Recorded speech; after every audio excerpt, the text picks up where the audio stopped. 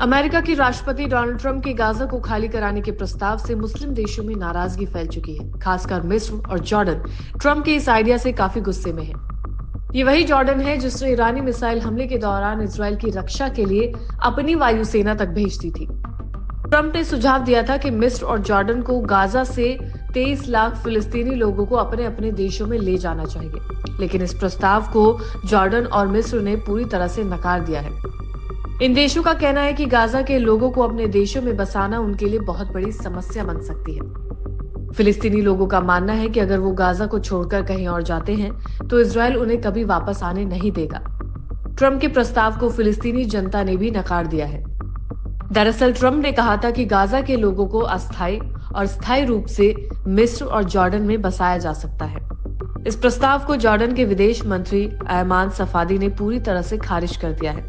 उन्होंने कहा कि जॉर्डन किसी भी हालत में ट्रंप के इस प्रस्ताव को स्वीकार नहीं करेगा। वहीं मिस्र के विदेश मंत्रालय ने भी कहा है कि फिलिस्तीनी लोगों को गाजा से निकालकर इन देशों में बसाने से पूरे इलाके में संघर्ष और अशांति बढ़ सकती है।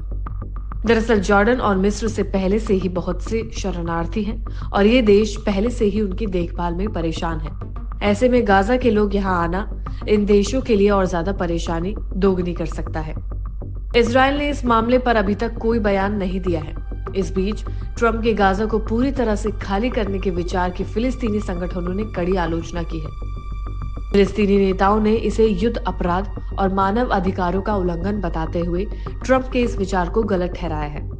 हमास के एक वरिष्ठ अधिकारी ने कहा कि फिलिस्तीनी संगठन ट्रंप के इस प्रस्ताव का विरोध करेगा।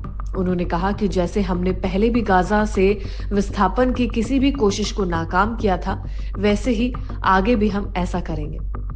फिलिस्तीनी ग्रुप इस्लामिक जिहाद ने भी ट्रंप के इस प्रस्ताव की निंदा करते हुए इसे युद्ध अपराध बताया और कहा कि ये प्रस्ताव फिलिस्तीनी लोगों को उनकी जमीन से बेदखल करने की कोशिश है, जो मानवता के खिलाफ है।